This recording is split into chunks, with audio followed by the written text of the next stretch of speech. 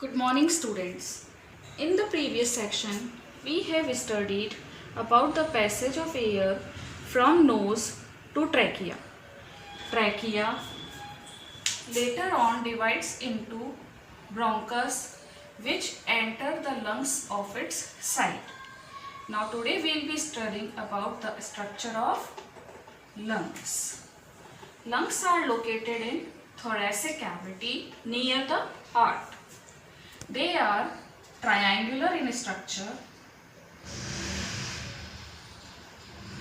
with pointed end upward and broader end towards the bottom side. Both the lungs, right and left, are unequal in size.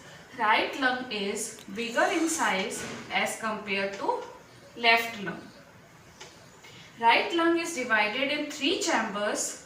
The first one, that is upper superior chamber, the second one is middle, and the third one is lower inferior one.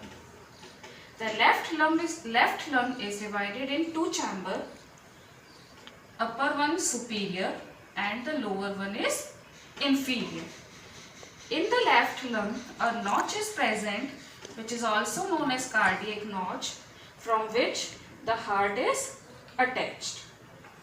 Right lung is heavier in weight, approximately 720 gram, whereas left lung is less heavy as compared to right one and is approximately 560 gram in human being. Both the lungs are covered by double membrane, which is known as pleura. The pleural membranes are parietal and visceral. In between the membrane is present pleural cavity. This pleural cavity is filled by a fluid which is known as pleural fluid. This pleural fluid helps in lubrication and prevent the lungs from mechanical shock. Now, when the bronchus enters the lungs of its sides, it divides into smaller branches which are known as secondary branches, which later on divides more to form tertiary branches. These tertiary branches keeps on dividing repeatedly into fine branches, which later on doesn't have rings of cartilage and are now known as respiratory branchiole. These respiratory branchiole give rise to alveolar duct, which is also known as infundibulum.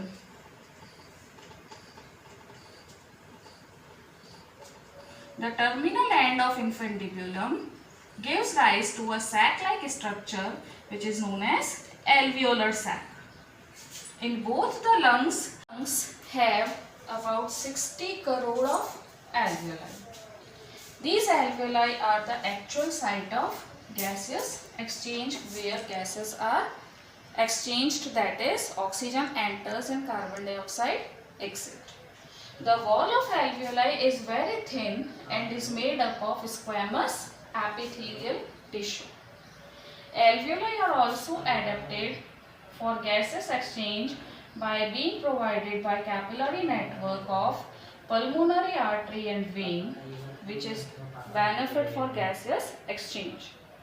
The branching system of tubes, that is primary, secondary, tertiary bronchus and later to respiratory branchiole, etc., which allows the air to penetrate the air in each and every part of the lung. Thus, in overall study of lungs, two in number, right one bigger and heavier, divided in three lobes. Left one is less heavy, divided in two lobes,